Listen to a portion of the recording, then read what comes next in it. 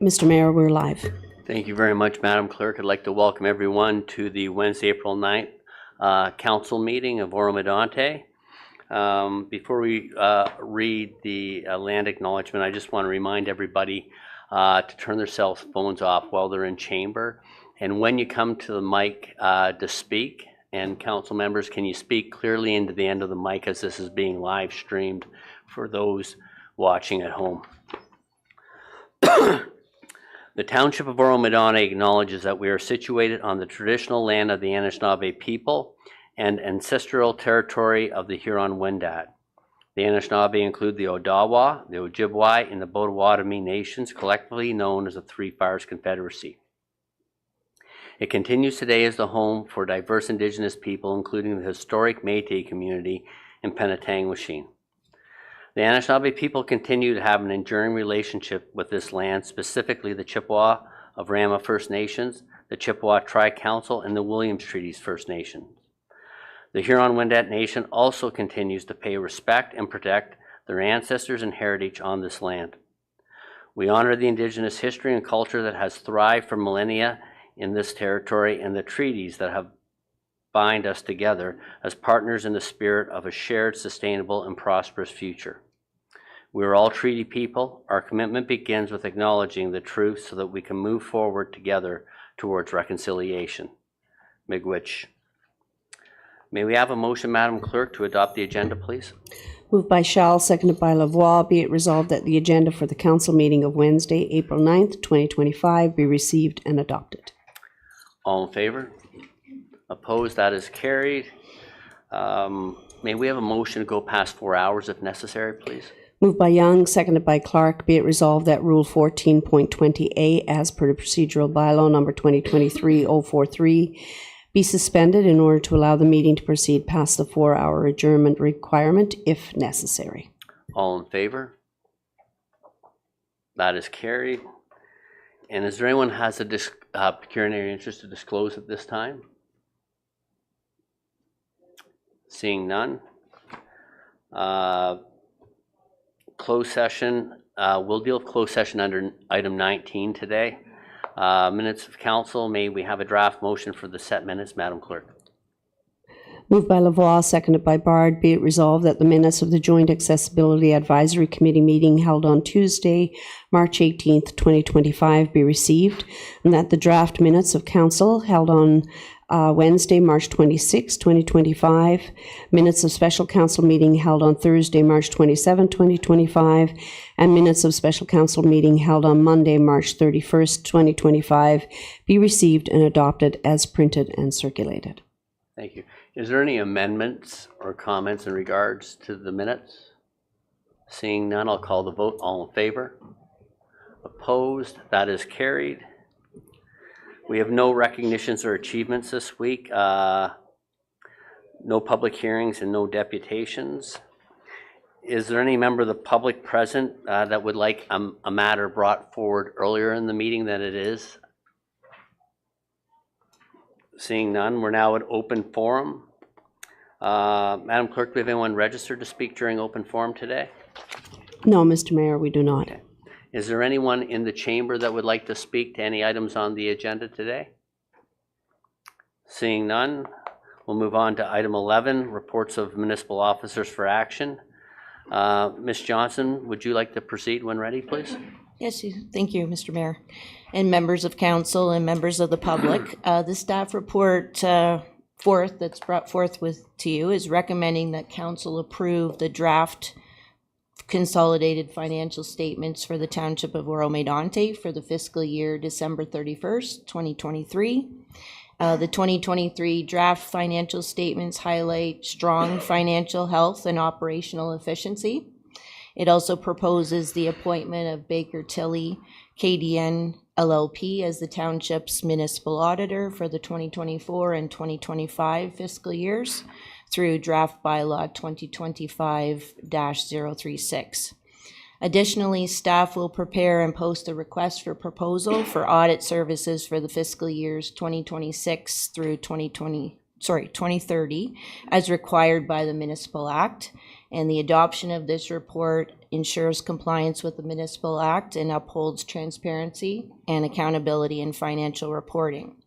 I would now like to introduce our auditor, Richard Stiginga, partner at Baker Tilly KDN LLP, Peterborough office, who will now present the 2023 draft financial statements and audit findings to council. Thank you. Thank you.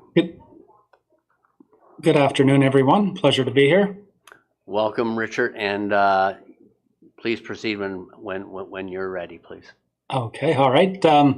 So within the agenda package, there are two documents, one being the detailed draft audited financial statements, as well as the presentation slides that are up on the screen now. And I will run through those as they're perhaps in a more easier format for everyone to understand.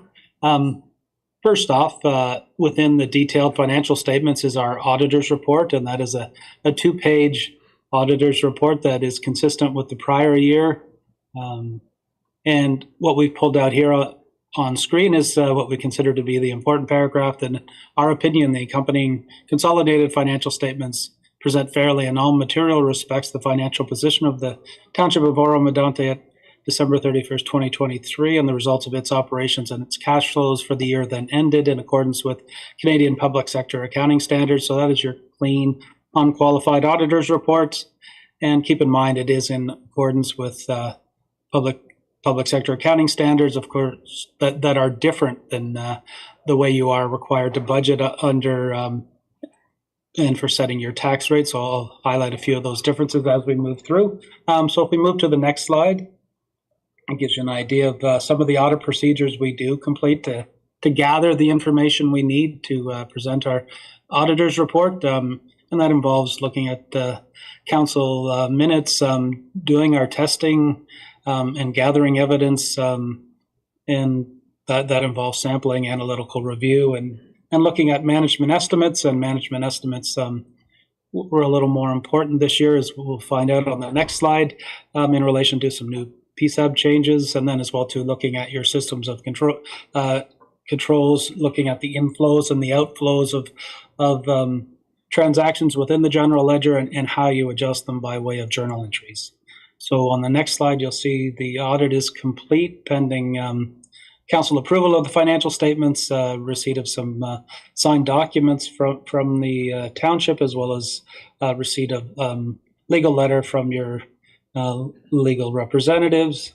Overall, there were no significant difficulties encountered during the audit. I mean, our changes to our initial plan or disagreements with management and good cooperations with management. In 2023, for all municipalities, there were 4 changes in relation to the public sector accounting standards that applied to municipalities.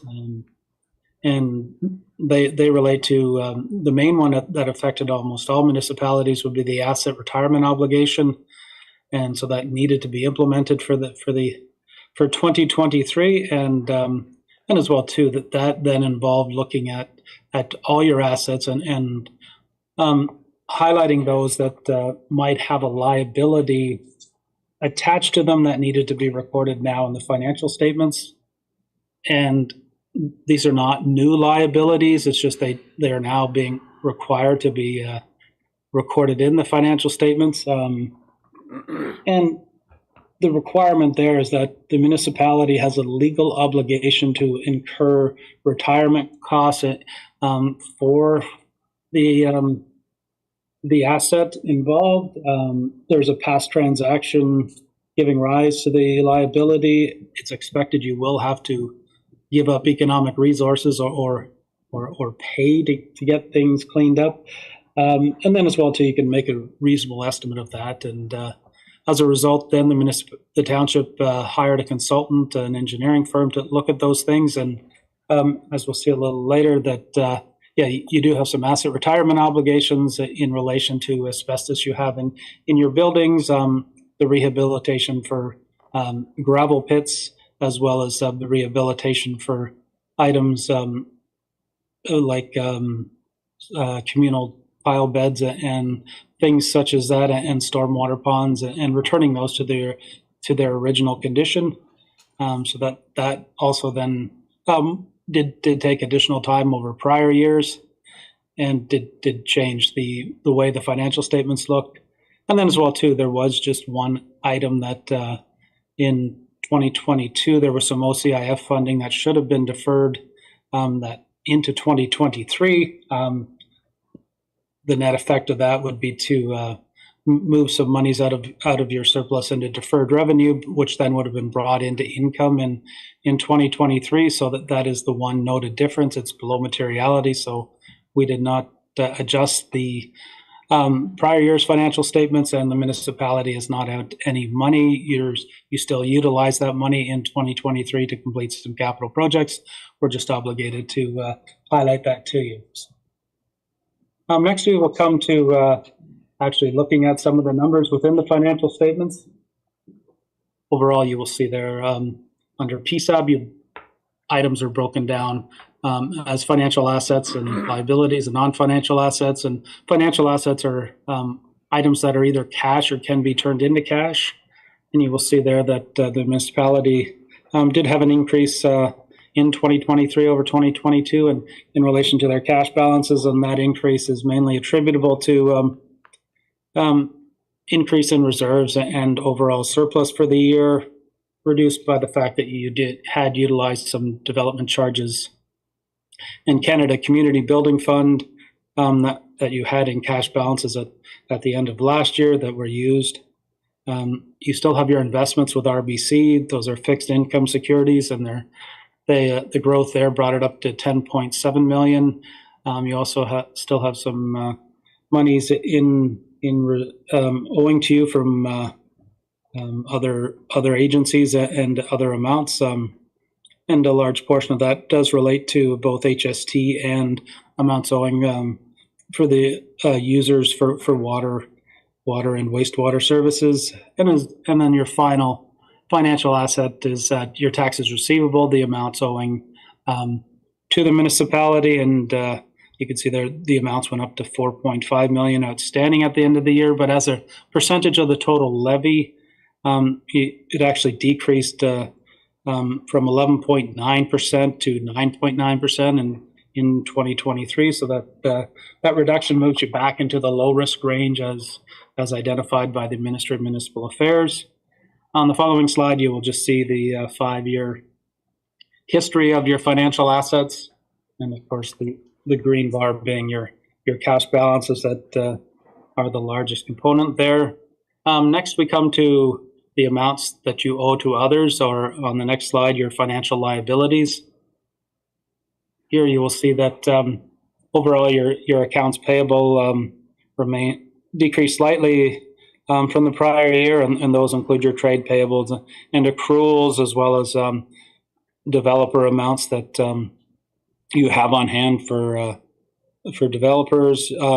As I mentioned earlier, your deferred revenue related to obligatory reserve funds, you can see there that decreased by almost $2 million there, and that's in relation to the use of the development charges, mainly for capital purchases, as noted in the Treasurer's report, and as well too your long-term debt that was reduced by $1.6 million for principal repayments. And then you have the new line, your asset retirement obligation, and that represents the estimated future costs of what it will cost you to close your gravel pit.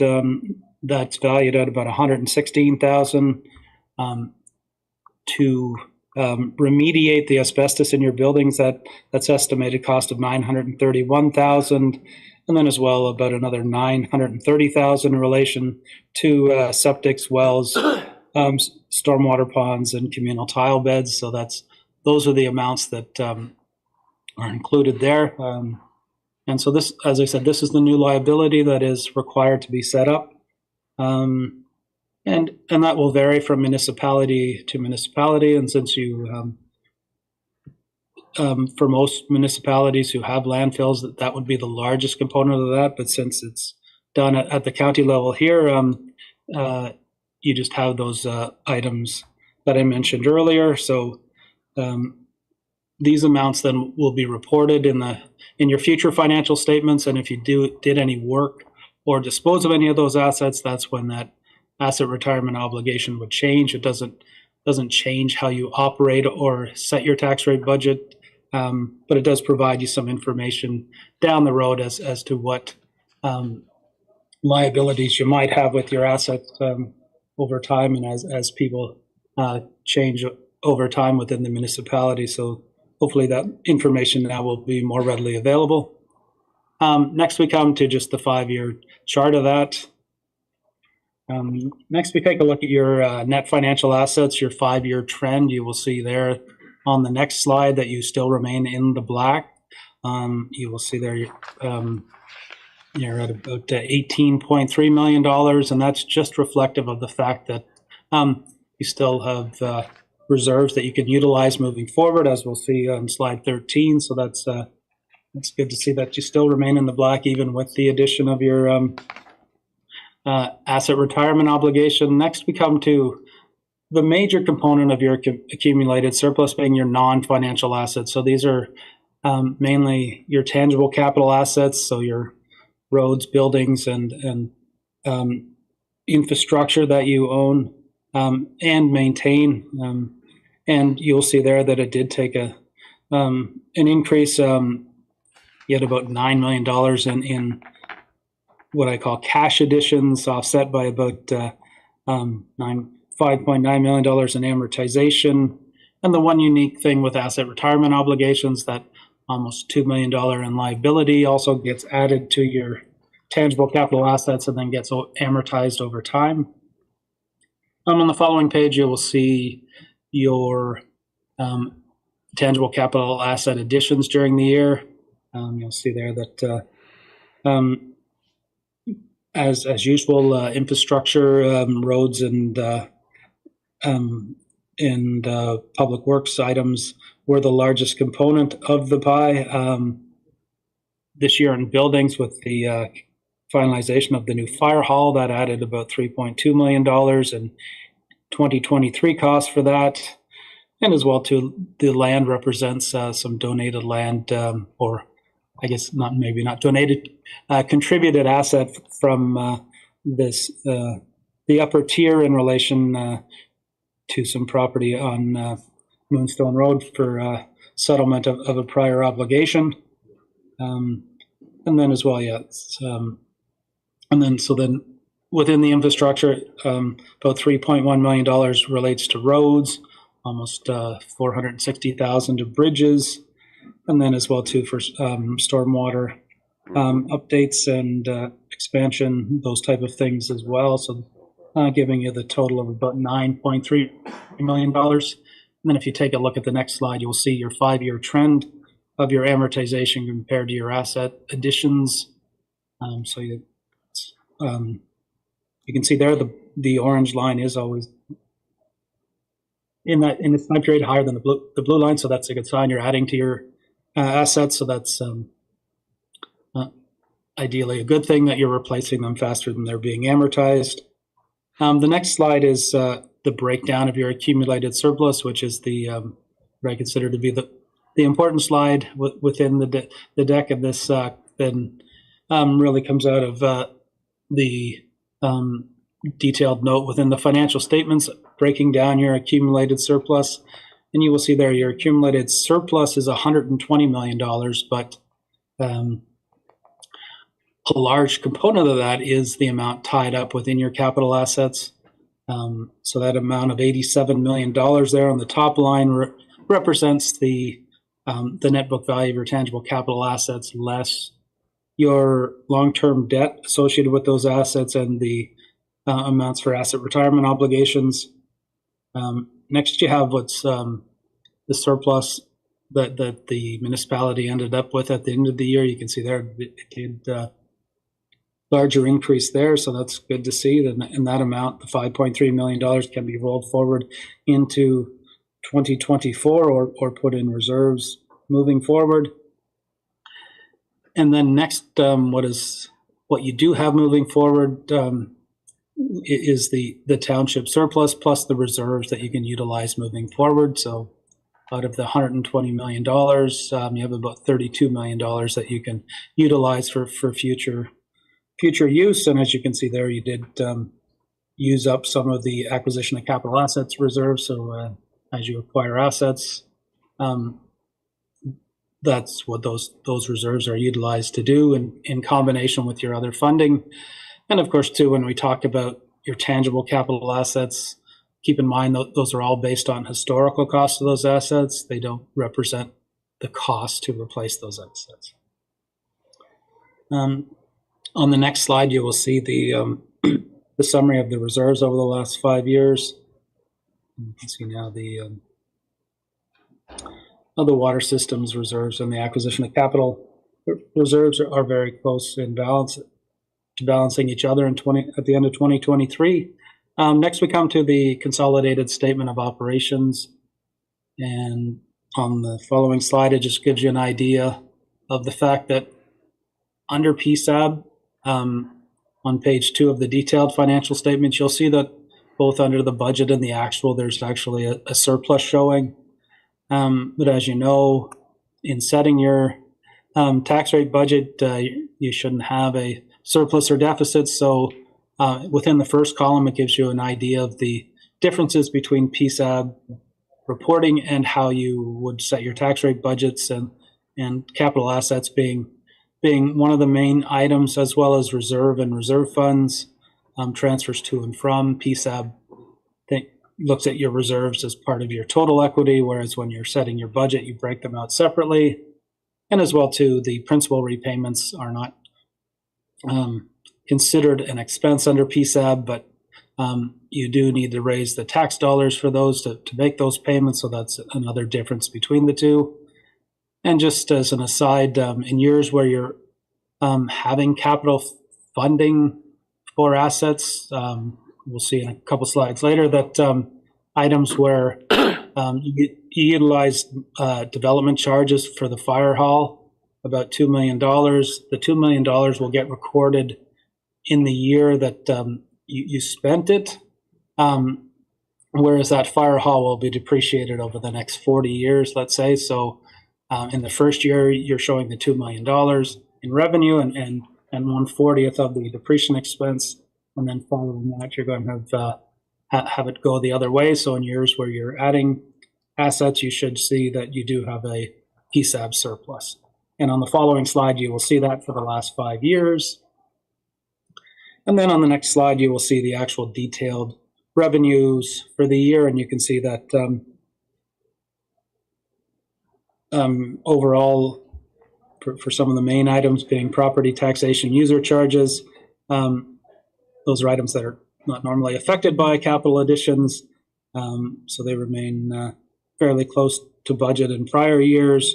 Whereas when you take a look at things such as investment income and penalties and interest on taxes, those amounts were higher due to rates being higher on the investment income. Donations, you're not missing anything. In the prior year, you did receive a donation for a specific piece of fire equipment. You'll see there the contributed tangible capital assets. That's the value of the property you received from the upper tier. And next you will see the development charges. You brought in about $2.3 million in relation to capital. Back a few slides, you will see that you were underspent on capital, so therefore some of your capital revenue wouldn't all be recorded as well. So that's, you were about $7 million under in your capital spending. And then as well, too, you used the Canada Community Building Fund or your gas tax as well for roads work. So on the next slide, you will see the breakdown of that, the pie chart, and unfortunately, property taxation is the largest piece of the pie. Next, on the expenditure side, the expenses broken down by the FIR categories. You will see there that in total, you were under budget there by about a little over $2 million, and a number of things contributed to that,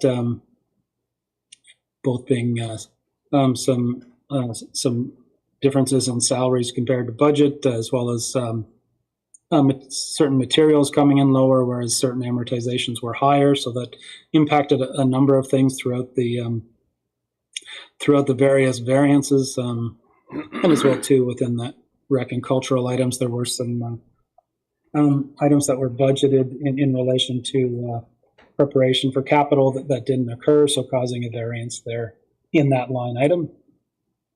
And the following slide gives you the breakdown of that on the pie chart, and then the next slide gives you a detailed analysis of the expenses, looking at them in a different format.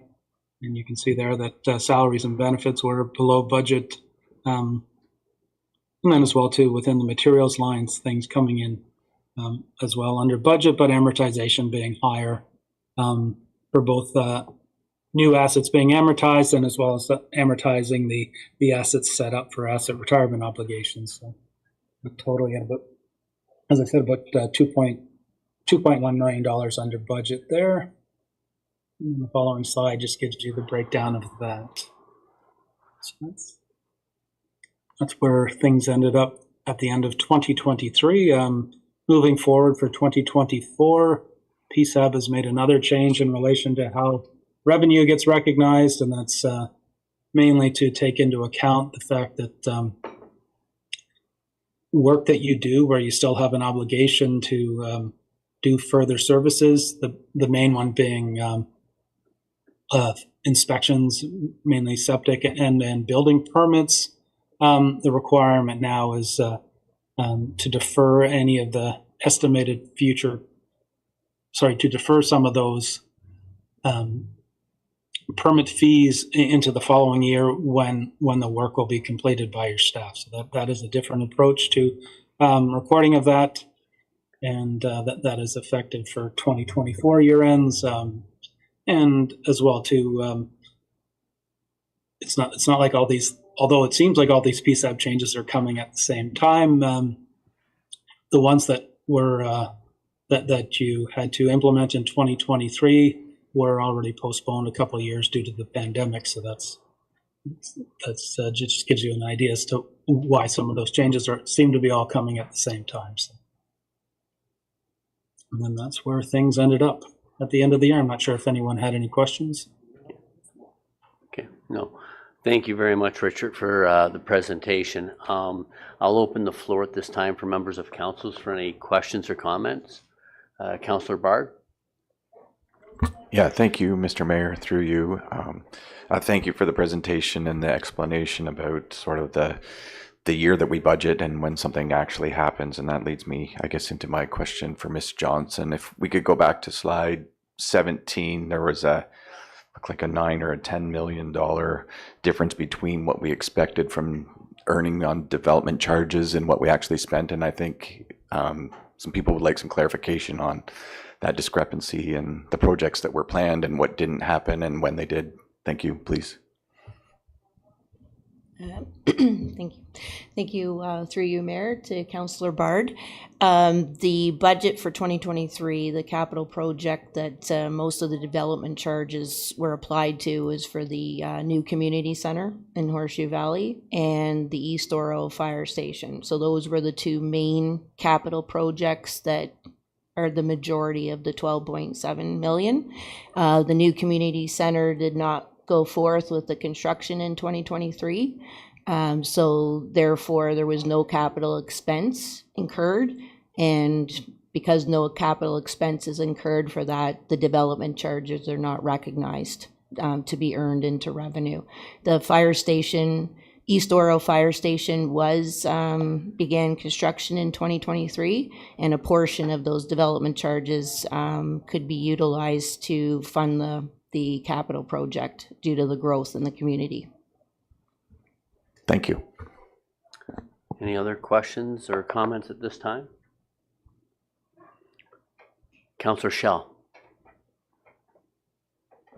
Yes, thank you, Mayor Greenwald, through you. I don't remember what slide it was on, but protection services, could you kind of give us an idea what that's all about, please? Richard, would you like to go ahead with that question? Sure. Okay. Okay. So protection services, that is a term used for reporting on the FIR. So if we go to slide 19, so protection services includes the operations of the fire, Right there. policing, building inspection, conservation authorities, bylaw, and emergency services. And in this situation, for that variance from budget in 2023 to budget actual for 2023, the fire department was below budget for both costs in relation to equipment and equipment repairs, as well as what was budgeted for salaries and employment costs, as well as your building department was also under budget on the expenditure side there. So those are the two main components. And also within that line, the OPP contract is about $2.7 million of that total. Okay. Thank you very much. Perfect. Thank you very much, Richard. Any other questions or comments at this time from members of council? Seeing none, Richard, thank you very much for taking your time to walk through that with us. It gives us a much better understanding of where we are and where we're going in the future. So, Thank you. May we have a draft motion, Madam Clerk? Moved by Clark, seconded by Young. Be it resolved that FI 2025-05, Shannon Johnson, Director of Finance, Chief Financial Officer, re 2023 draft financial statements be received and adopted, including the presentation by Richard Stanga of Baker Tilly, KDN, LLP. That council approved the draft consolidated financial statements of the Corporation of the Township of Oro-Medonte for the fiscal year ended December 31st, 2023. That staff proceed to publish the final audited consolidated financial statements for the fiscal year ended December 31st, 2023, upon receiving the independent auditor's report. And that council consider the approval of draft bylaw 2025-036 to appoint Baker Tilly, KDN, LLP as municipal auditor for fiscal years 2024 and 2025. Thank you very much, Madam Clerk. Are there any comments in respect to the draft motion? Seeing none, I'll call the vote. All in favor? Any opposed? Seeing none, that is passed. Thank you very much, Richard, for taking time, you and your team, and all the great work you've done. And also, Shannon, I'd also like to congratulate your team on the great work you've done on this. Thank you, Mayor and Council. Oh, sorry. No, Councillor Hutchison? I'm sorry, through you, Yeah. Mayor Greenlaw. I just wondered when we may be expecting the 2024 statements. Thank you. Through you, Mayor, to Councillor Hutchison. We've just been speaking with Richard and Baker Tilly about starting the audit here beginning in the next few weeks for 2024. We have also resourced additional resources through KPMG to help with that audit. I will be working on the GP structure for the dynamic CRP implementation and getting that financial reporting in place. So my Deputy Treasurer, Christy Scheffel, will be leading the 2024 audit here in the next couple of weeks. We hope to be done by midsummer and have our FIR 2024 FIR submitted with the province by the end of the summer as well. Great. Thank you very much. That's great news. Okay, so Madam Clerk, may we have a draft motion for item 11B now, please? Moved by Bard, seconded by Hutchison. Be it resolved that OCS 2025-02, Justin Matris, Manager, Infrastructure and Capital Projects, re-award of tender OCF RFT 25001, Bridge 19 rehabilitation be received and adopted. That tender OCS RFT 25001, Bridge 19 rehabilitation be awarded to GMR Landscaping Inc. in the amount of $360,772.41 plus HST. that the Director of Operations and Community Services be authorized to execute the appropriate agreements on behalf of the township, and that the bidders be thanked and notified under the Director of Operations and Community Services signature. Council, I'll open the floor for any questions or comments. Seeing none, then we'll call the vote. All in favor? Opposed? None? That is carried. May we have a motion for item 11C, please, Madam Clerk? Moved by Young, seconded by Lavoie. Be it resolved that OCS 2025-03, Justin Matras, Manager of Infrastructure and Capital Projects, re-award of tender OCS RFT 25002, Bridge 16 rehabilitation be received and adopted. That tender OCS RFT 25002, Bridge 16 rehabilitation be awarded to GMR Landscaping Inc. in the amount of $422,743.34 plus HST. That the Director of Operations and Community Services be authorized to execute the appropriate agreements on behalf of the township, and that the bidders be thanked and notified under the Director of Operations and Community Services signature. Thank you very much, Madam Clerk. Members of Council, the floor is open for any questions or comments. Seeing none? No? Then I'll call the vote. All in favor? Any opposed? None? That is passed, Madam Clerk. And may we have a motion for 11D, please? Or sorry, C. No, we're on D. Yeah, please. 11D, moved by Hutchison, seconded by Clark. Be it resolved that CS 2025-05, Jeanette Teeter, Deputy Clerk, Re 2025 Oro-Medonte Citizen and Ontario Senior of the Year Awards be received and adopted. That Neil Craig be approved by Council as the recipient of the 2025 Oro-Medonte Citizen of the Year Award, as voted by the Citizen Senior of the Year Award Advisory Group through the approved voting process. That Mike Maynard be approved by Council as the recipient of the 2025 Ontario Senior of the Year, as voted by the Citizen Senior of the Year Advisory Group through the approved voting process. And that staff proceed accordingly to arrange the two award recognition ceremonies. That the recipients be notified of Council's decision under the Mayor's signature. Thank you very much, Madam Clerk. Before I call the vote, I just want to give a congratulations to both Mike Maynard and Neil Craig. It's people like this that make this township what it is. They put so many hours and effort into bringing the community together for the different events, and act behind the scenes quite often. But their efforts are greatly appreciated, and because of people like that, we are a better community. So congratulations, and I will call the vote. We will have a ceremony in the upcoming month or two, Madam Clerk, and then we will bring them in chamber to properly recognize them. So all in favor? I'm not even going to, no one's opposed to that. That is carried. And may we have a motion for 11E, Madam Clerk? Moved by Shell, seconded by Lavoie. Be it resolved that OCS 2025-04, Matthew Cermuda, Supervisor Assistant Management, Capital Equipment, early purchase be received and adopted. That Council approve the purchase of one new Caterpillar Model 315 excavator, which with attachments to be awarded through the Canoe Procurement Group of Canada to Tormont Cat in the amount of $420,972.94 plus HST, and that the Director of Operations and Community Services be authorized to execute the appropriate agreement on behalf of the township.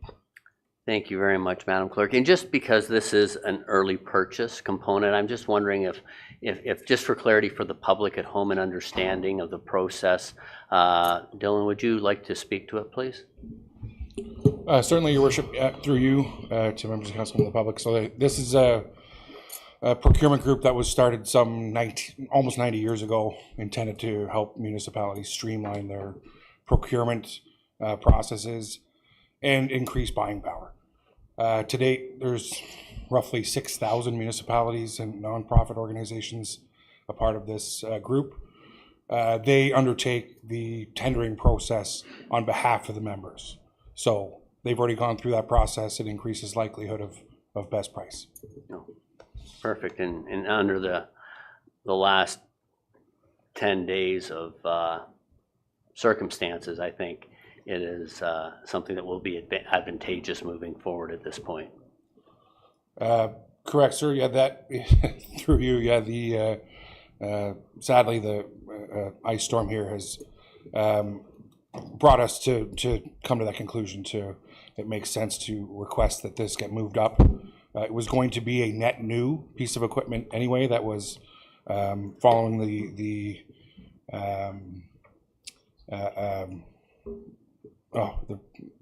report that's covering it for the 2026 budget anyway is when it was projected. So it was going to be net new then. It makes sense to now, of course, move it up a year based on the cleanup we expect to have ongoing here for the next couple of months at minimum. So, and we have multiple pieces of equipment like this right now that we've been able to rent.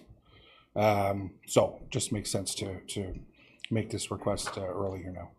No, great response, fiscal responsibility, and shows on how we react to the changing environment that happens around us to the situations. Thank you very much.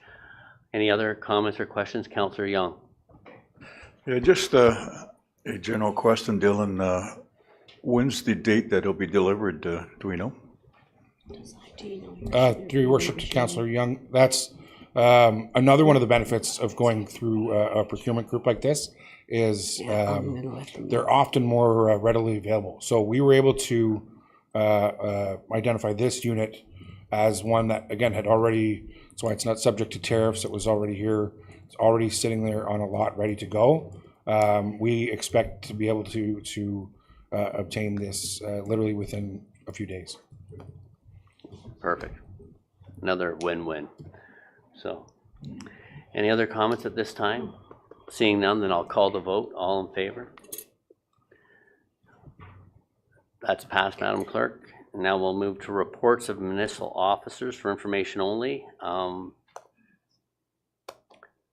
Binns, do you want to proceed when ready? Thank you, Mayor Greenlaw. I'm just going to share my screen here.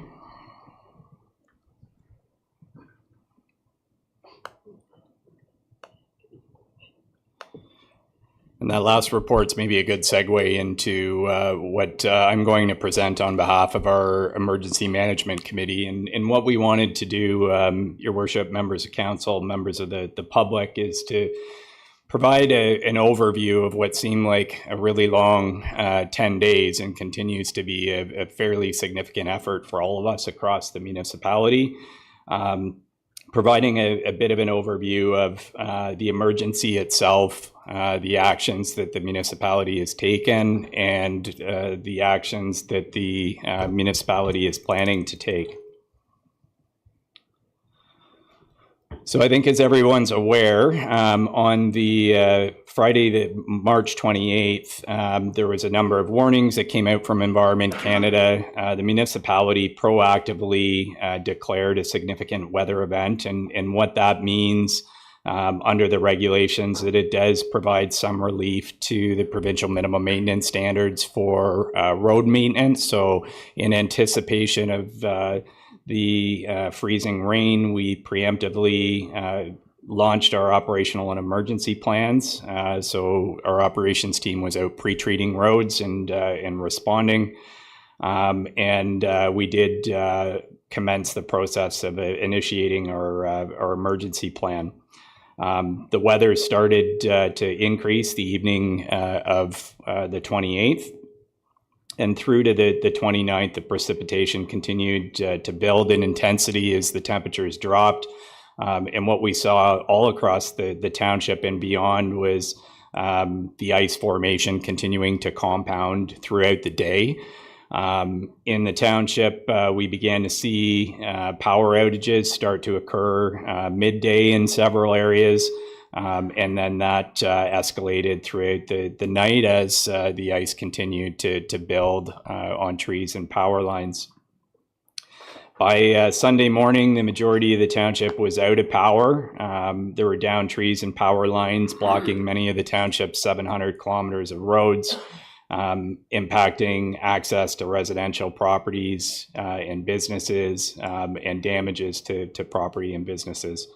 Telecommunications were also negatively impacted across the municipality, which complicated communications within the township. Fortunately, the temperatures did rise in the afternoon on Sunday, and we did see some relief, but there was significant damage that occurred. The morning of March 30th, our emergency control group, our emergency management committee, was initiated in consultation with Mayor Greenlaw. There was a declaration of an emergency, and that was done under the Emergency Management and Civil Protection Act due to the widespread damage associated with downed trees and power lines. And what we've tried to do is, you'll see a number of pictures throughout the presentation just to show the order of magnitude across the municipality.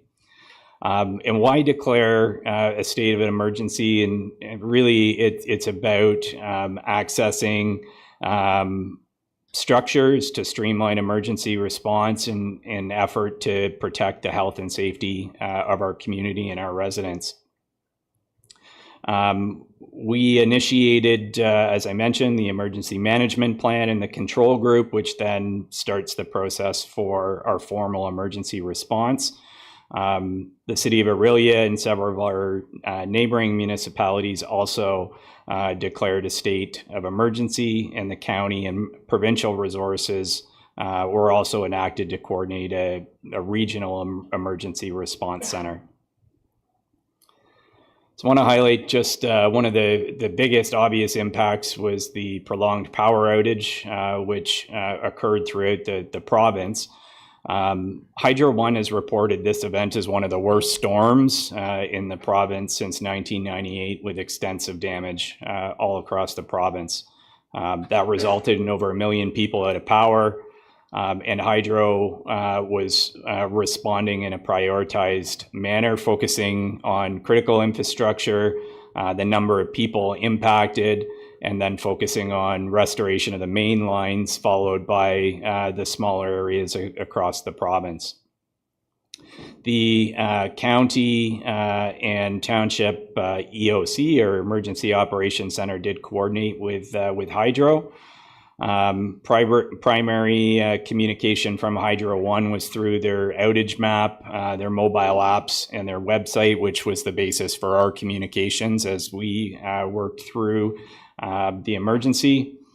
And just maybe a point for clarification, that when declaring a municipal emergency, it doesn't prioritize Hydro One's response. And certainly when you think about the scale and order of magnitude of the storm across the province, a big part of this at the onset was just Hydro assessing the damage and understanding the scope and what was required to bring that on board.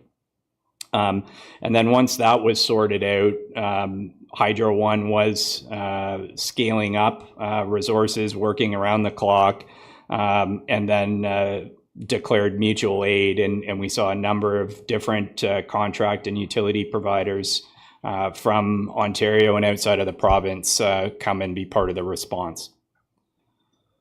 I do want to highlight, I mentioned the significant impacts across the municipality, significant impacts to a number of our residents and businesses. In fact, most residents and businesses had some sort of impact, whether it was a prolonged loss of power, and those power losses present issues with, in a rural area, things like the provision of water, home heating, food spoilage, and flooding as a result of some pumps not being able to work. And those impacts were really compounded by the impacts on our roadways and accessibility challenges that presented themselves, the continued inclement weather with the storm that set in on Wednesday, and some of the limitations and impacts to the telecommunications system, as well as the changing hydro restoration timelines throughout the process. And I think, as everyone knows, the township is a very large municipality geographically, and the scale of the impacts presented logistical challenges for things like door-to-door support. So you heard throughout the area things like wellness checks, and those aren't things that are easily done at the early onset, just simply because the township is so big. So it would really be high effort and low yield. But just to highlight some of those challenges that exist with a large municipality. As we've alluded to, given the prolonged outages and interruptions, many residents were not able to access communications, whether it was from hydro in terms of timing of restoration, or the township's response and what the township was doing. I want to focus a little bit on all of our departments and our response across the municipality. Early onset, I mentioned our operations team responding to the significant weather event at the start of the weekend. On Sunday, when we started to have significant ice buildup, we did enact what's called mutual aid. And mutual aid goes through the county EOC process that allows us to tap into resources through other municipalities in the county or beyond the county. At the early onset, we were very fortunate to have tremendous support from the towns of Bradford, West Gwillimbury, New Tecumseh, Wasaga Beach, and Midland, who all provided multiple crews and equipment. And in fact, many of those municipalities are still providing crews and equipment for our response. We also engaged a number of different contracted services. Municipality was broken up into quadrants, and different responses were taking place throughout the municipality. Our township crews, and we don't have big crews. We between our north and south yard, we're probably just over 30 staff, give or take. But our crews worked around the clock in responding to the event. The initial objective and focus of operations was to open roadways, focusing on arterial or concession roads first for emergency purposes, and then working through into the subdivision roads. Our operations crews do require Hydro One to address the poles and wires before roads could be opened. And again, that presented challenges with opening up and addressing a number of the hazards across the township roadways. We did experience some localized flooding with all the precipitation, but that was really minimal for this time of the year, and I think really a result of the proactive work that the team has done over the past number of years at addressing some of the legacy drainage issues.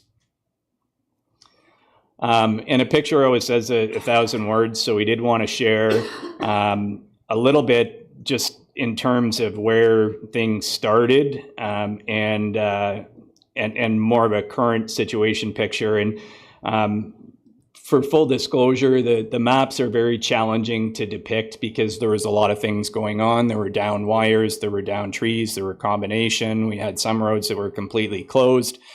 We had some roads that had partial obstructions and one lane of travel open. But on Monday, this was a good depiction of the downed wires, the roads that were accessible. And when we say accessible, it could just be one lane as well, and the roads that are partially accessible with obstructions. And then fast forward to yesterday, end of day, you can see the roads that are now open across the township. So a tremendous amount of work if you think about 700 kilometers of road.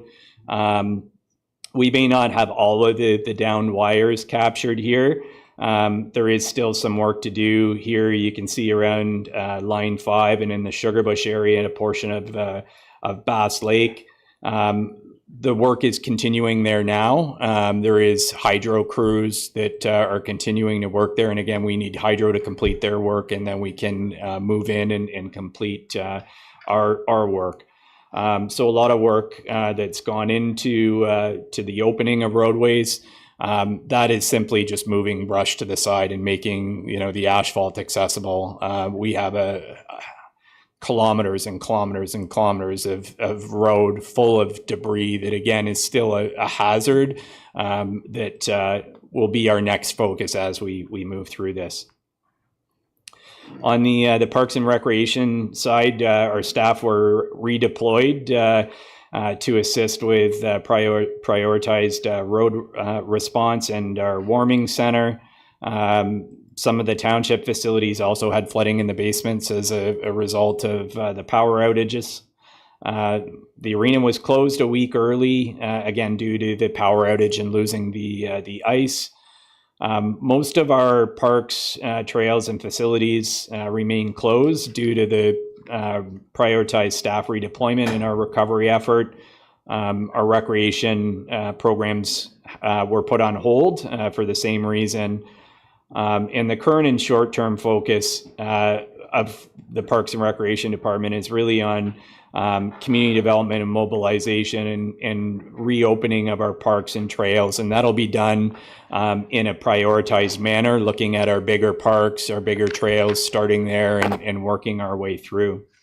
And as those status changes, our website and communication channels will be updated. Our fire and emergency services team, like all of the teams, was going 24 hours. For council and the community's information, our fire chief is our community emergency management coordinator. Part of what the chief does in emergency management is coordinate our internal EOC, but also coordinate with the regional and provincial resources. The fire department itself responded to 154 storm-related calls. You would have seen a number of fire prevention and life safety messages that went out around generator safety, power coming back on. Those things were really the root cause in 4 structural fires that the fire department attended to over the last 10 days, in addition to 1 mutual aid response in Severn and 1 in Springwater.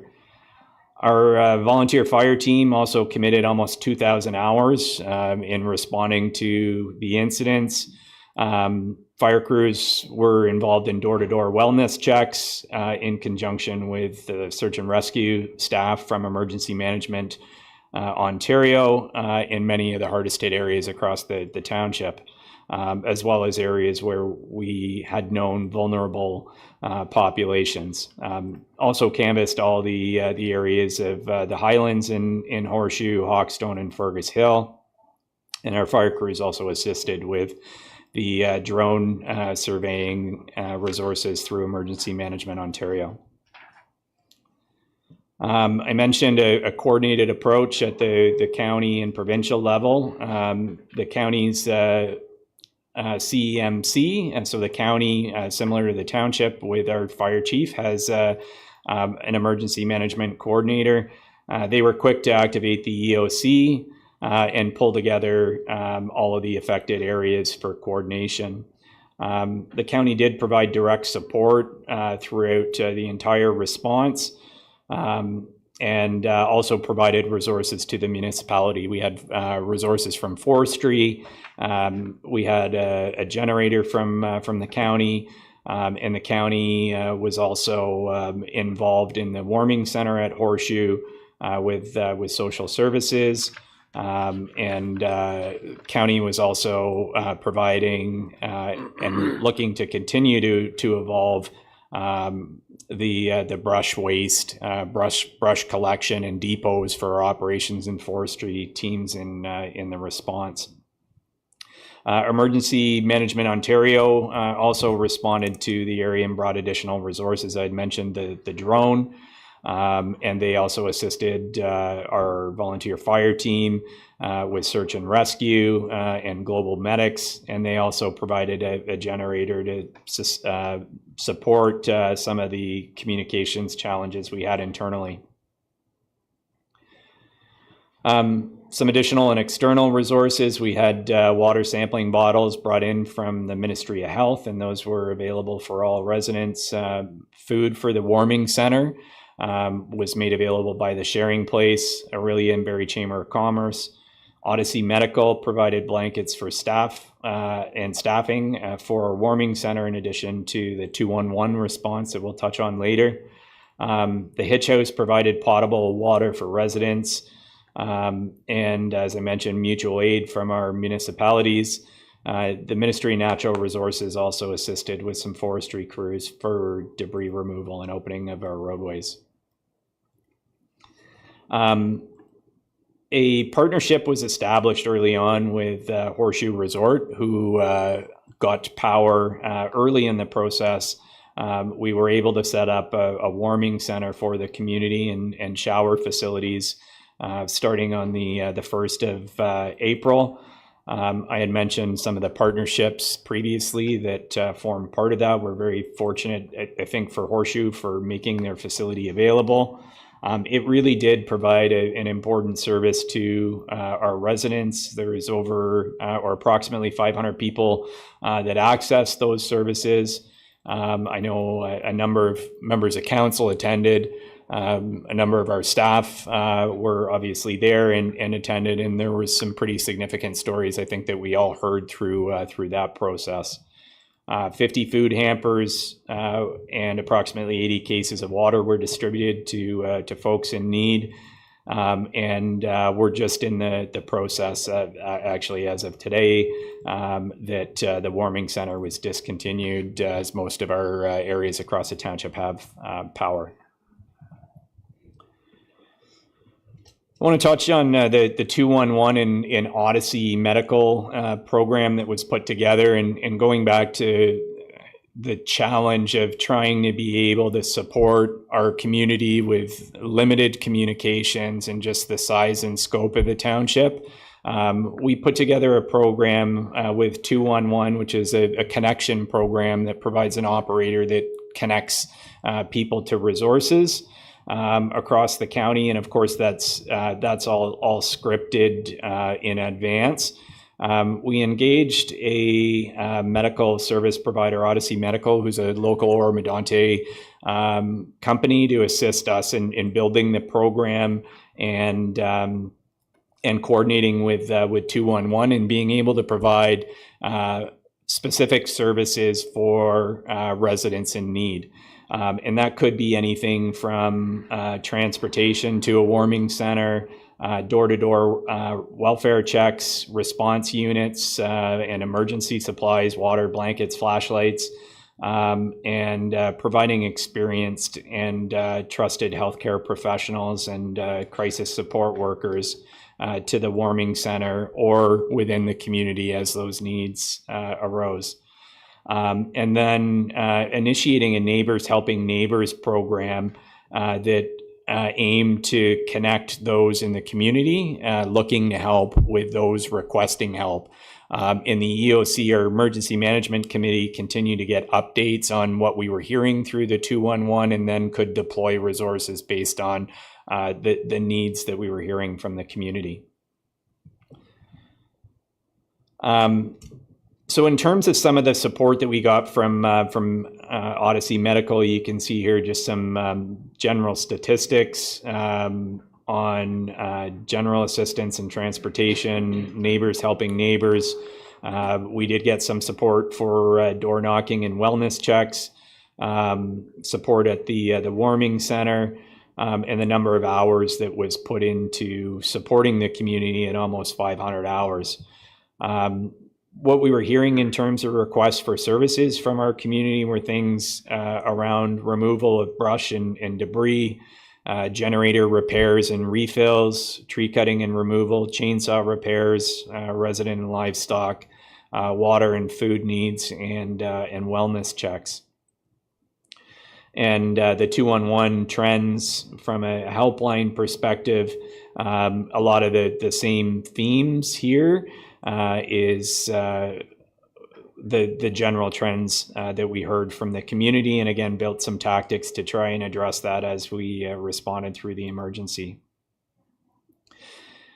And these are some direct stories from some of the impacts of putting that into place. There was a response to a 55-year-old male resident with special needs who was feeling uneasy. There was a direct response to that individual and follow up with that individual to ensure that they were well taken care of. We had another response to a female resident who happened to be a single mother with 6 kids, didn't have food or fuel for a generator. There was a number of resources that were provided to that family to make sure that their immediate needs were met. And you can see there was also a response to another senior in the community and a farmer seeking some assistance due to the prolonged power outage. Our environmental services team was busy at work as well. They provided 24/7 coverage throughout the response. We did have, obviously, all of the generators were running on battery backup throughout that point in time. Our water systems operate off a system called SCADA, which is a monitoring system. We did have mentioned issues with one of our towers. That tower had impacts from the storm as well, and we lost communications there. So as a result, the team had to do manual checks to meet the regulations. Really happy to say that there were no issues at all with our water services and no boil water advisories or adverse drinking water conditions encountered over the response. Those systems are now up and running and off a generator, and our generators are now getting maintenance service. Brush removal continues to be a significant area of focus for both the township roads and all of the properties in the township, and I think we certainly recognize the challenges that presents across the municipality. With the volume of downed trees and brush, safety is our top priority. And for township operations to address safety with the scale this large as efficiently as we can, we are continuing to ask residents not to push brush onto the township roads and shoulders. We do have all of our crews and contractors out, and as I mentioned, we don't have the resources to provide the curbside brush and debris pickup. However, we are working with the county to do our best to assist residents with the challenges they all face in their own properties. And that's really the focus for our township roads crews now, is to focus on the removal of those roadside hazards from our road allowances. Brush removal is similar to organics, recycling, garbage, responsibility of the county. The county continues to look at what it can do to support. It's augmented the yard waste collection, which started on Monday, focusing on the most impacted areas across the region. And the county is continuing to offer free brush and debris drop off at its waste sites until the end of May. Wanted to touch on a couple funding programs that are available to municipalities, and we're certainly reviewing these. One is the Municipal Disaster Relief Assistance Program, and that program is there to assist municipalities with the cost that it incurs to respond to these extraordinary events. It is administered through the Ministry of Municipal Affairs and Housing. It doesn't replace our insurance and wouldn't cover costs that would be covered through our insurance program, but it does supplement those costs that may not be activated. It does require the Ministry of Municipal Affairs to activate the program based on evidence showing that the municipality, or in this case, potentially the municipalities, meet the criteria of the funding program. So just a high-level review of the eligibility requirements. It needs to be extraordinary, unexpected, or sudden, as I had mentioned. Costs above regular budgets. So things like regular salaries aren't covered, but overtime or redeployment or some of the mutual aid things could be covered. And the municipality must, the cost must be greater than 3% of our own tax levy. So for Oro-Medonte, that's about $780,000. So we need to reach that component before it would be eligible. And then there's a cost sharing component of the program. And I believe, and maybe Ms. Johnson or Ms. Hewitt can jump in, but there is a timeline for us to be able to apply for that program. Thank you, CAO Binns. Excuse me. Yes, it's 120 days from the time of the declaration or activation in our area. So that would bring us to approximately August 26th, 27th, somewhere at the end of August would be the 120 days. As well, there's a financial report that has to be completed and submitted if the province does activate our area and we do reach this 3% threshold that CAO Binns mentioned, approximately 780,000. We have to submit a financial form with all the tracking of those costs. So that is within the 120 days that you mentioned. May I ask a question just for some clarity on the 780,000?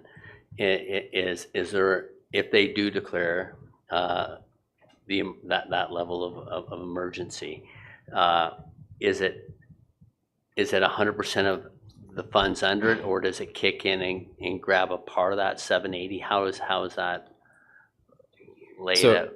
So we've got that covered here. Good question, Mayor Greenlaw. So the first, so the 3%, that 780, that could be a 75% rebate for that first 780,000, and then after that, anything above that would be 95%.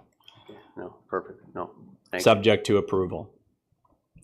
So we've been part of our response. We've set up our accounting to be able to track those costs. Estimating those costs are a little more difficult. That's really kind of what we're looking at now, as well as coordination of how we do this with other municipalities that have the same impacts. Because obviously there was a number of communities throughout the province, and the case is stronger, I think, with all of the municipalities coming together. We've met with the ministry and provincial staff on multiple occasions to go through the programs, and as I mentioned, we're in the process of compiling our costs and the templates that Ms. Johnson spoke to. There's another program called Disaster Recovery Assistance for Ontarians, or DRAO. And the intent of that project is to help people affected by natural disasters get back on their feet. It, as well as administered through the Ministry of Municipal Affairs and Housing, and is made available for homeowners, tenants, small business owners, farmers, or not-for-profit organizations. They may be able to apply for assistance. The first step would be for the minister to activate the program for a specific area in a specific period of time. It doesn't replace insurance similar to the municipal program. It needs to be sudden, unexpected. And again, our staff have been meeting with provincial staff and our municipal counterparts in this, looking to better understand the program and how we connect our residents and businesses to the program. And we're currently gathering information to advocate to the province and the minister that Oro-Medonte Township should be declared an activation area. From a preliminary assessment, there are a number of businesses that were significantly impacted that likely fall outside of this. And again, we would likely need to take an active role in advocating these extraordinary circumstances to support some of our anchor businesses in the township. It's a good segue into our economic development response. Our economic development coordinator has reached out to a number of staff, a number of businesses, farming and agricultural, as well as a not-for-profit community to better understand the challenges they're facing as a result of the storm. Our partners at various levels are seeking support, both current and into the future, with some of their programs and communication. The local Orillia area CDC, we've been in contact with, and they're looking at what support they may be able to provide, as well as through their funding agency, FedDev. Our local Chamber of Commerce and the Chambers of Commerce from our neighboring municipalities are also seeking support with communication and supplies, and were great partners for us in the warming center. So we're continuing our engagement with the business community, continuing to advocate on their behalf, and really just trying to get a sense of the impacts all across the township. I do want to highlight communications. And we focused, put a lot of focus into our communications, recognizing the challenges of the different modes that people would be able to access across the township. The starting point was setting a homepage on the township where we could continually update information as it was made available, either through Hydro or the county or through our own operational response. So those were also posted on our social media channels, through our media partners, the 24/7 Storm Helpline, and 211, who received our regular updates. Email newsletter to individuals who subscribed that was also shared through our channels. Things like statements from the mayor, media releases, and sharing of our information with the administrators of some of our community Facebook groups and pages to help push those notifications out. There was also a lot of communication through the local media and broadcast media with CTV Barrie. There was 4 stories. CP24, 2 live broadcasts, CBC News, 1, CBC Here and Now 1, CBC Morning 1, and various articles that were written by some of our media partners, following up on the releases that were put out. There were also a lot of meetings happening behind the scenes with different levels of government. With on the 2nd of April, MPP Jill Dunlop, who's also the Minister of Emergency Preparedness and Response, and MPP Doug Downey, around trying to expedite the response for Hydro and enhancing the communication from Hydro going out to our community. That led to a visit from and meeting with the CEO of Hydro One on the 3rd of April, and then a visit from the Premier and a number of ministers on the 4th of April. So as we look forward to our next steps, our focus will be on continuing to address hazards and cleanup of the debris from roadways in a prioritized manner, as I spoke about previously. Continue the recovery and opening of our parks, trails, and facilities. We want to expand on our Neighbors Helping Neighbors program and community engagement to assist the community and those who do require assistance. We're continuing our work with the county to support residential brush and debris pickup. And We're asking council to consider a motion to advocate for provincial support on behalf of impacted residents and businesses and organizations, and have that as a draft motion for you today. Continue to review and advance applications for funding, the programs that we mentioned earlier, as well as other grant or potential grant funding that becomes available. And as with any response of this order of magnitude, taking an opportunity when we can move forward with our recovery program to not lose sight of the things that worked really well and the things that require improvement to just augment our overall emergency management program will be an area of focus and circle back for us.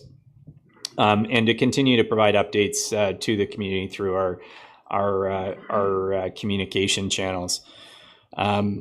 Your Worship, members of council, this presentation was really a summary of the last 10 days and shows the work of our amazing team of community members, community partners, our staff team that have worked tirelessly around the clock in pulling this together.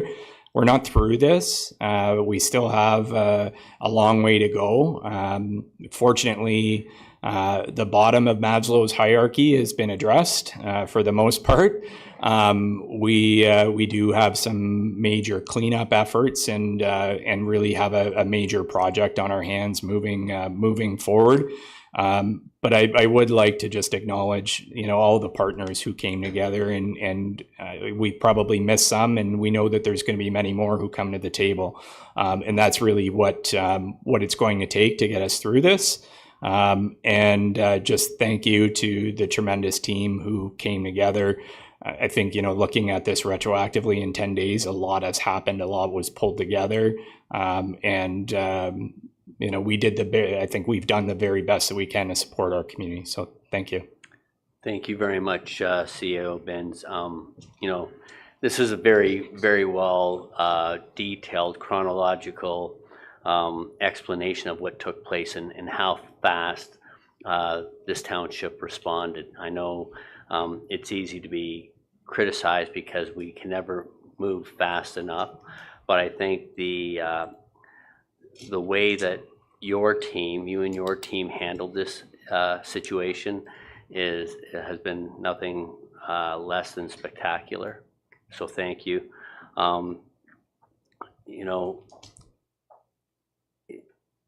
The importance, one thing I'll do, and then I'll pass it over to the rest of my colleagues to speak, but I think the importance of getting the most updated and accurate information is through the township's website and social media channels. I know we were in a very unique situation, people without power and maybe didn't have cell phones, didn't have access to that information. So I think what was important is we were communicating from prior to this event even happening in our preparation by Miss Carla Musso Garcia. It's a tough name, but I'm getting it down pat. In what she did in preparation for this with Dylan in operations. But you did nothing short of spectacular in my viewpoint, and I'll leave it at that and allow my council members to comment and ask questions from there. Councillor Schell. Yes, thank you, Mayor Greenlaw. Through you to everyone here and the public out there. Several people approached me and asked why we did not have Generacs at each of the public halls. They would be more central for the people in the area to come to the halls for a warming center. So I said I'd bring that question forward. Maybe that can be something we could look at down the road. And secondly, for those people without water, I can really appreciate it and understand 90% of drilled wells have 220 volt pumps down them. They're very difficult to connect them up to a generator. For many, many years, wherever possible, when I'm involved with installing a submersible pump, I use 110 volt, and rather than wire it directly in, I plug it in to an outlet. So when power goes out or I need to run it off a generator, I just unplug it, plug it into the extension cord from the generator. I had water the whole time. Okay, no, thank you for those comments, and those things we'll address as a debriefing at the end, because this is a great learning opportunity for us to perfect for future events similar to this, hopefully, which we never experienced, but it's better to be prepared than not. CIO Vince? Thank you, Mayor Greenlaw. And maybe just to speak to the generator piece, absolutely, it's something that we can look at. Just to speak to maybe some of the logistical challenges, again, the resources that are there, being able to deploy the resources to administer a warming center is certainly a challenge, but something to look at and consider. The other piece logistically for us is that we didn't know the duration and the scale of what the power outage looked like. And I think, that's certainly something that we've learned throughout the process is we may have been able to get some of those things up and going a little bit quicker had we had known that the power outages were going to be as prolonged as they were. So there were delays with things like water and some of those kinds of things. But again, good insight and certainly something we'll take back to review. Thank you. Councillor Young? Yeah, thank you, Mayor. Through you.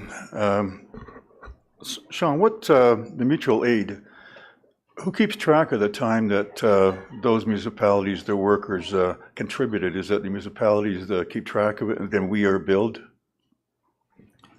That's correct. Yeah, there is equipment, so they'll keep track of all of their regular expenses, and then we collect that, and potentially it could be eligible through that funding.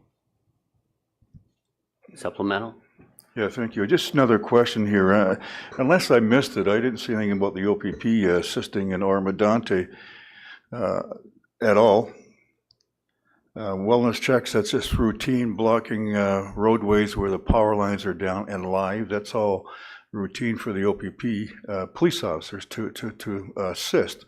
I did see 2 of our fire trucks were blocking a roadway. Can only assume that either the power lines were down or the road itself was impassable. But I'd like to hear just a comment on that from the fire chief as well as to what our guys were doing out there. I know they were busy. Sure.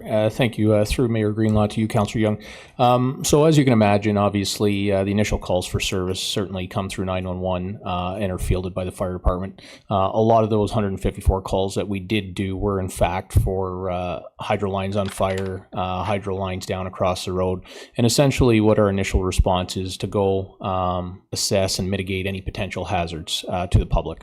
So with that being said, that assessment may involve the fire trucks blocking the road for an extended period of time until such we can coordinate with Public Works or have hydro on scene to block off the road or deal with that hazard. With that being said, I will briefly speak to the OPP comment. OPP was certainly present in our county CEMC group.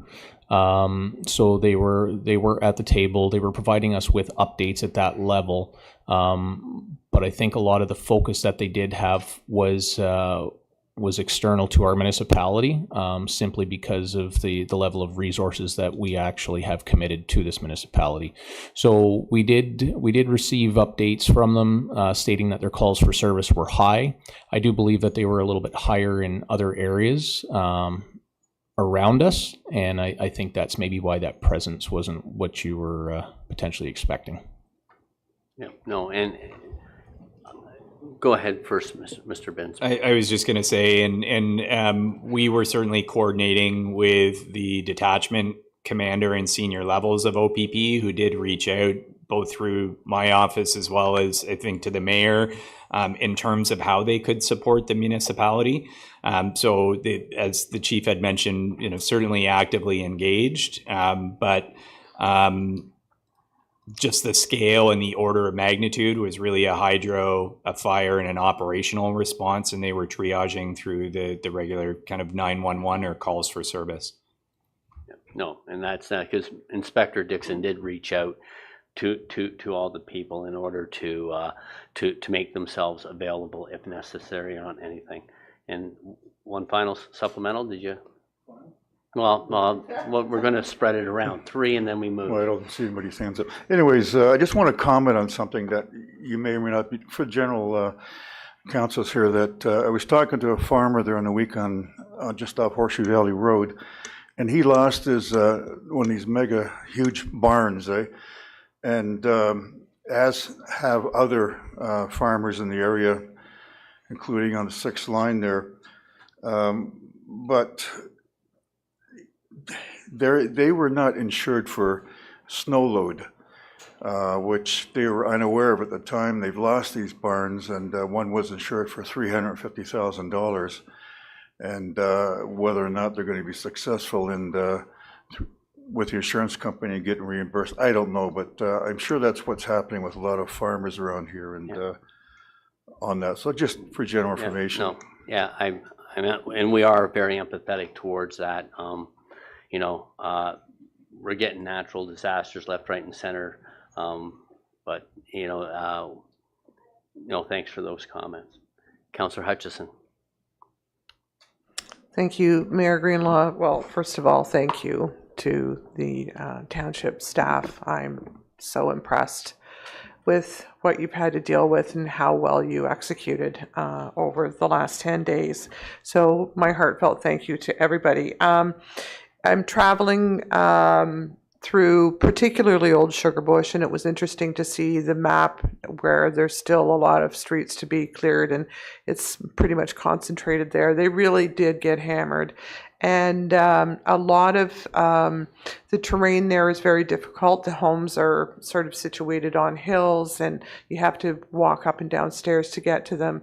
And a lot of the community members are elderly in that area, and they're really, they are needing help with the removal of debris from this kind of difficult terrain.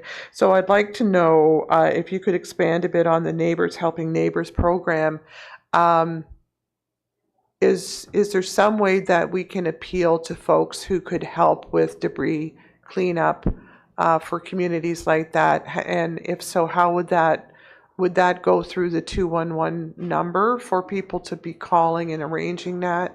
And I think, just to call out for specifically for volunteers, is that an option?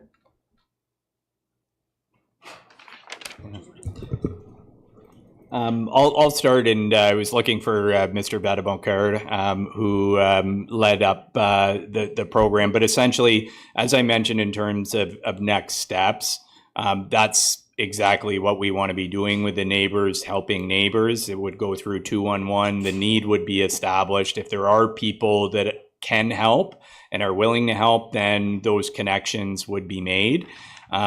So we're certainly aware that Sugar Bush is one of those areas that is hit hardest. So we're going to focus on those areas first.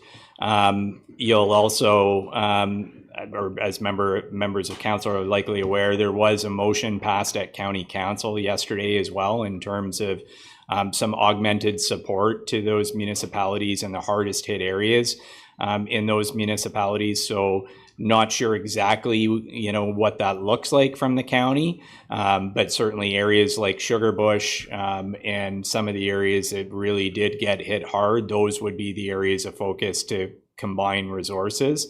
But as it relates to private property, there are some significant challenges. So we've seen a lot of those things already, Councillor, with community coming together to help community. And that's really what we need, I think, to deal with some of those individual challenges. Our effort is really going to be trying to connect the dots through the 211. And I'll maybe, if George has any, thanks, George. If George has anything else to add to that.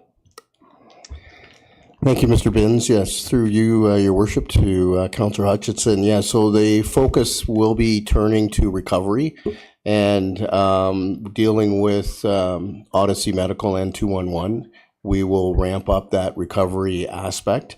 We are putting the word out through our various social media channels to encourage volunteers to register through the 211 service. And Odyssey Medical matches the volunteers with those that need the service. So if there are volunteers out there with chainsaws and good backs that are willing to assist individuals in the community, they will be matched with those individuals that need those kind of resources. So our focus to date has been in serving those that had immediate needs, but now we're switching over to the recovery mode. So hopefully that will be of assistance. Thank you.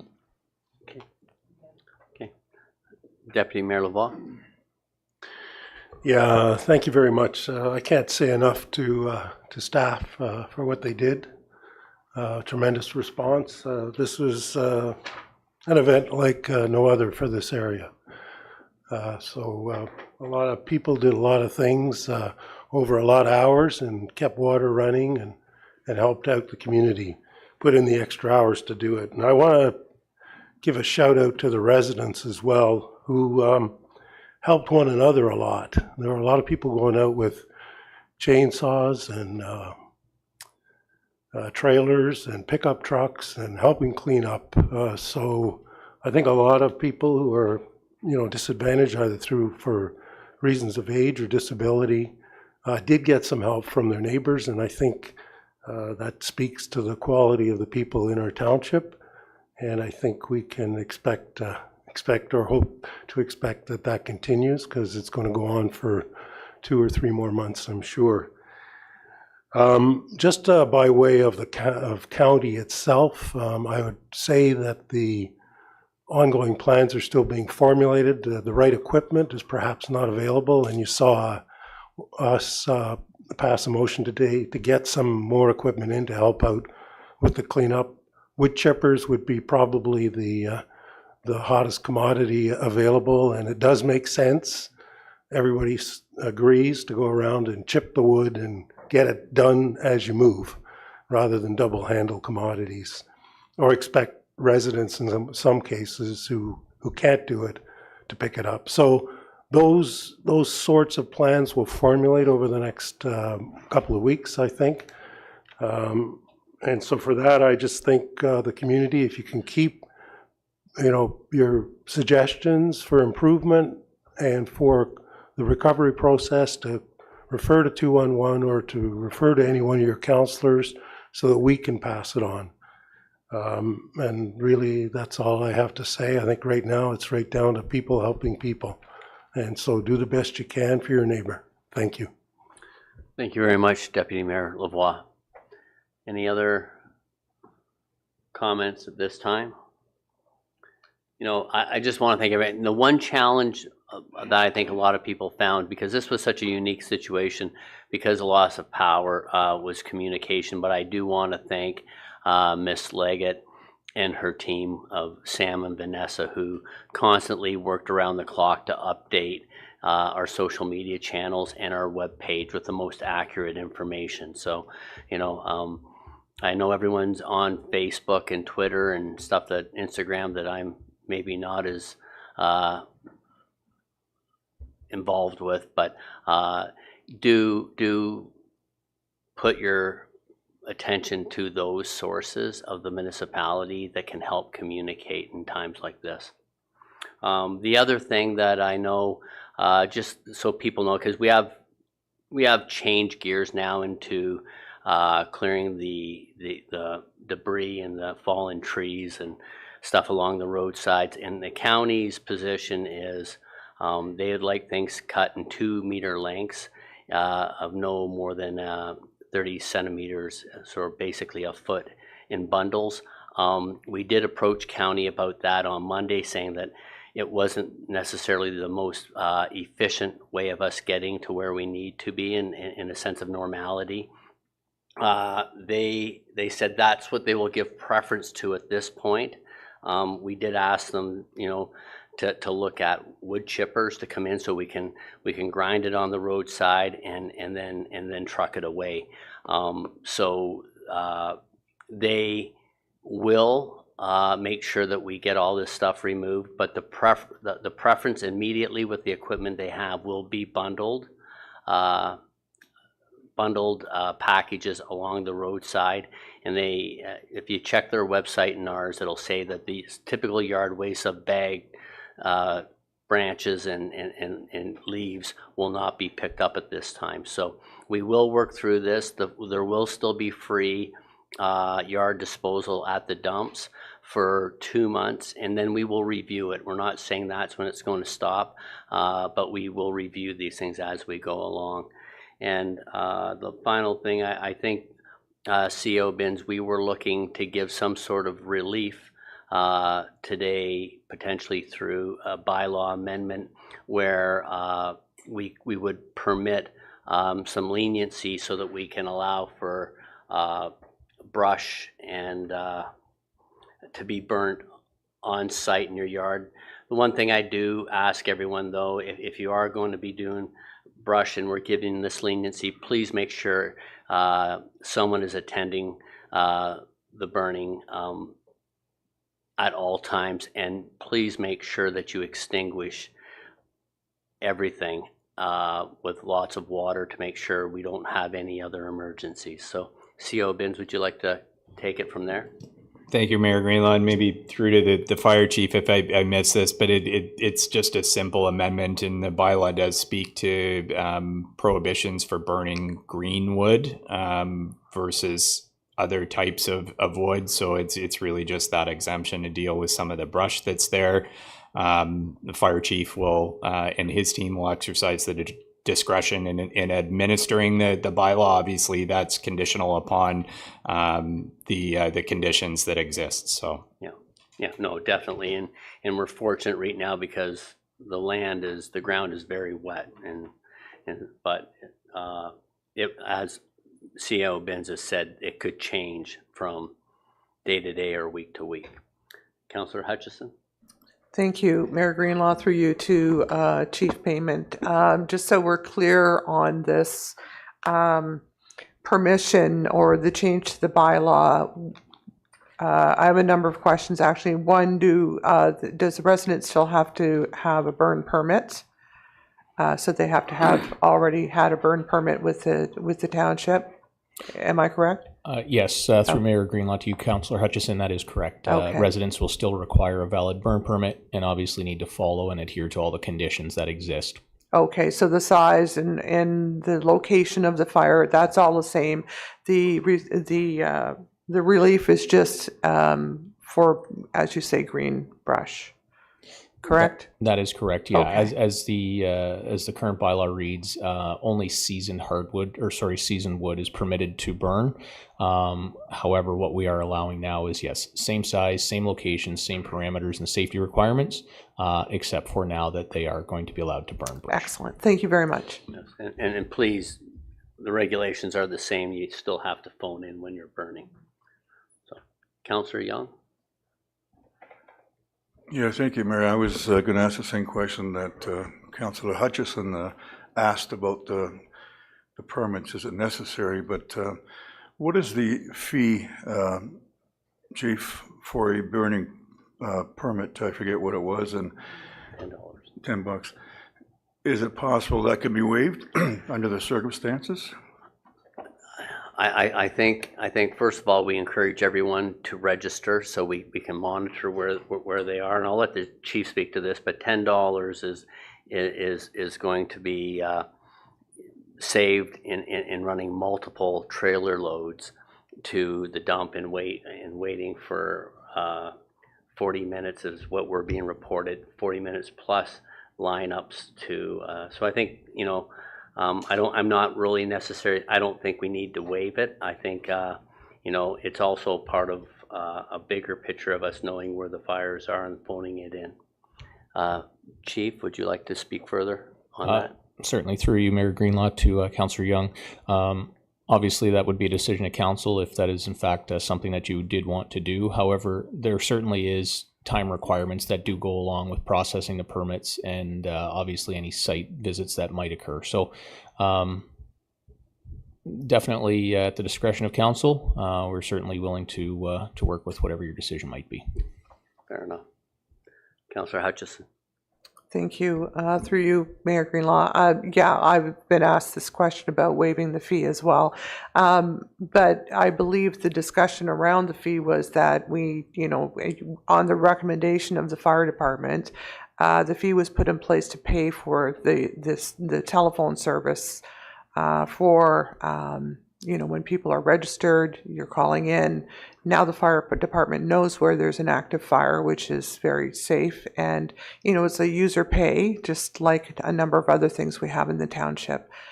So we have to be mindful of the fact that there is a cost to having that service available, and this is how we recover some of that cost. Thank you. Any other Deputy Mayor Lavoie?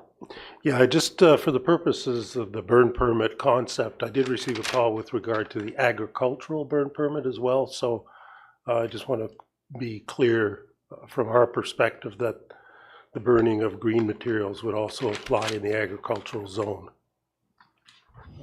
Yeah, through Mayor Greenlaw to you, Deputy Mayor Lavoie, that is correct. There is obviously a great deal of agricultural properties affected by a great deal of green material. So absolutely, we will be extending that to them as well.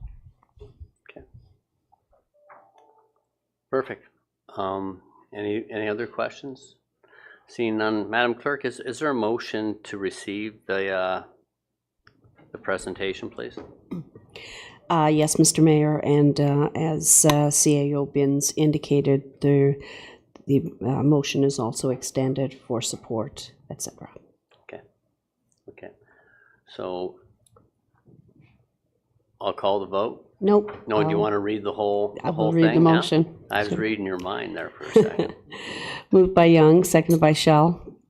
Be it resolved that the report as listed under item number 12, reports of municipal officers for information only, be received, that staff continue to advocate to the province for support on behalf of the residents, businesses, and nonprofit organizations impacted by the ice storm, and that the province and neighboring municipalities also impacted by the recent ice storm be notified of this motion under the mayor's signature. Okay, thank you. And just before we call the vote, I want to thank all levels of government of coming together and cooperating with one another and working to get us to where we are today, which I think is, if I look back 10 days ago, I didn't think we'd be here at this point in time. So congratulations to everybody and the amazing team here. Okay, so I'll call the vote. All in favor?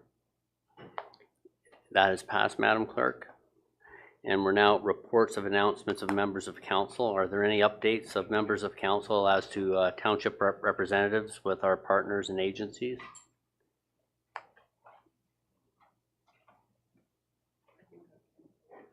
No?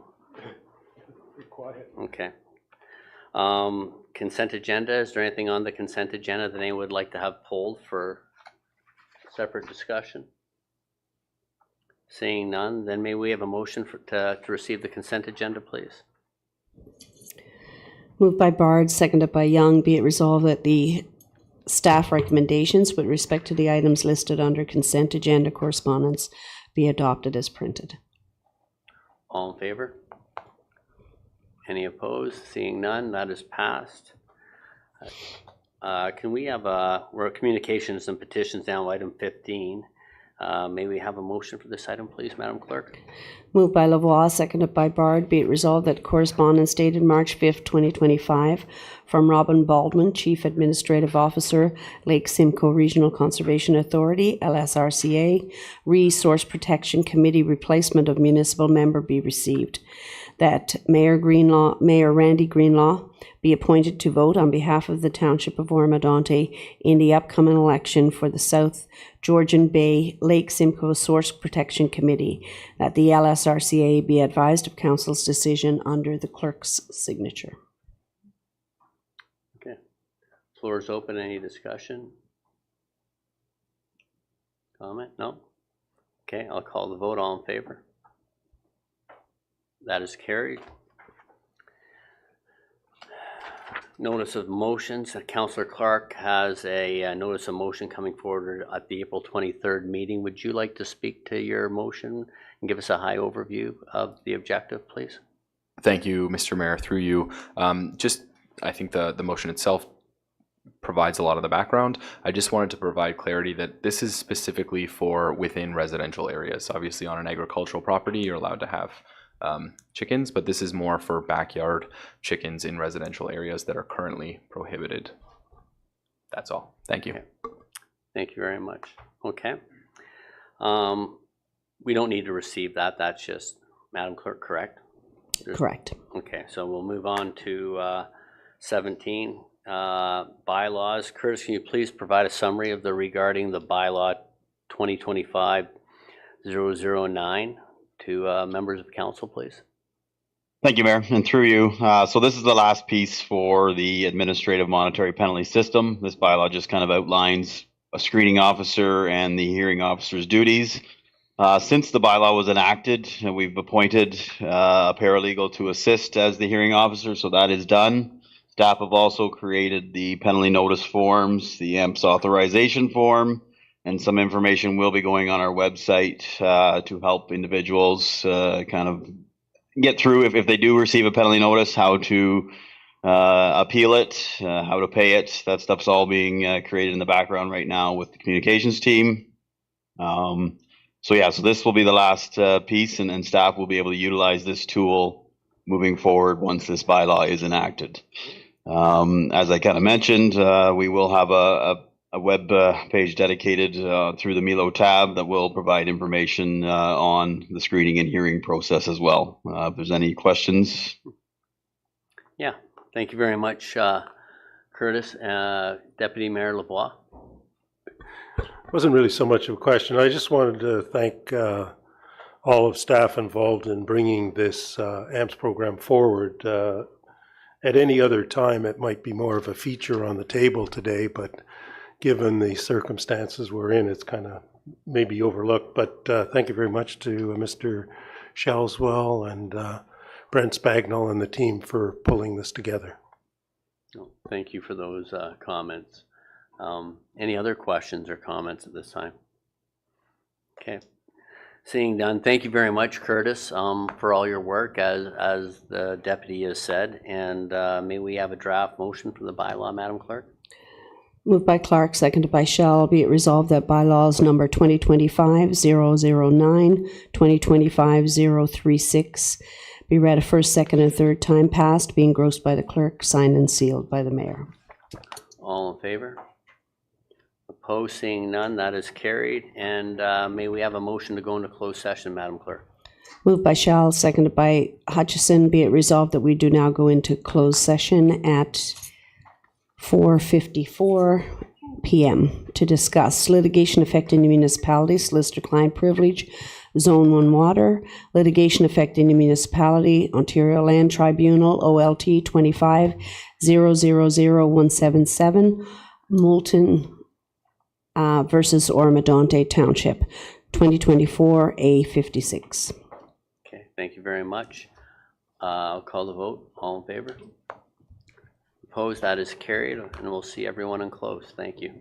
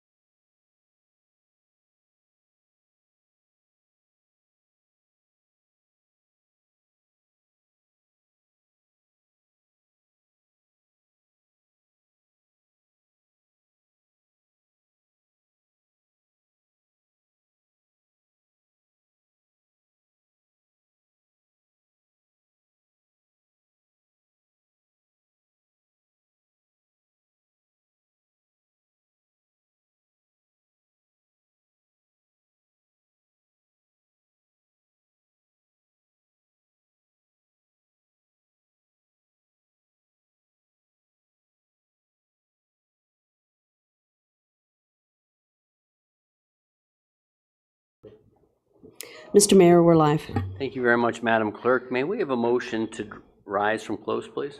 Moved by Lavoie, seconded by Young. Be it resolved that we do now rise at 5:42 p.m.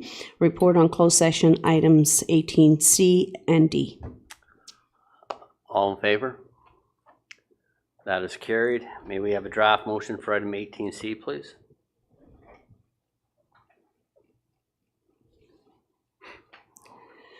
Moved by Bard, seconded by Lavoie. Be it resolved that the confidential correspondence from legal counsel and presented by Sean Binns, CAO, Michelle Jacoby, Director of Environmental Services, re-solicitor client privilege, litigation affecting the municipality, Zone 1 water be received, that staff and legal counsel proceed as directed by council. Thank you very much. I'll call the vote. All in favor? That is carried. And may we have a motion for 18D, please? Moved by Young, seconded by Bard. Be it resolved that confidential correspondence presented by Brent Spagnol, Director of Development Services, re-litigation affecting the municipality, Ontario Land Tribunal, OLT 25-000177, Mouton versus Oro-Medonte, 2024 A56 be received and adopted.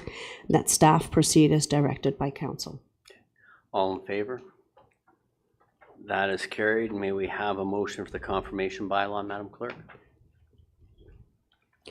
Moved by Shell, seconded by Hutchison. Be it resolved that bylaw number 2025-037, being a bylaw to confirm the proceedings of the council meeting held on Wednesday, April 9th, 2025, be read a first, second, and third time, passed, be engrossed by the clerk, signed and sealed by the mayor.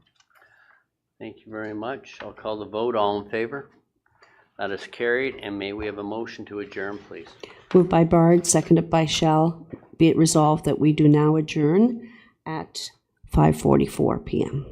Okay, just before we call the vote, immediately following the regular council meeting is a special council meeting as the shareholders to the Municipal Service Corporation, just so the public knows.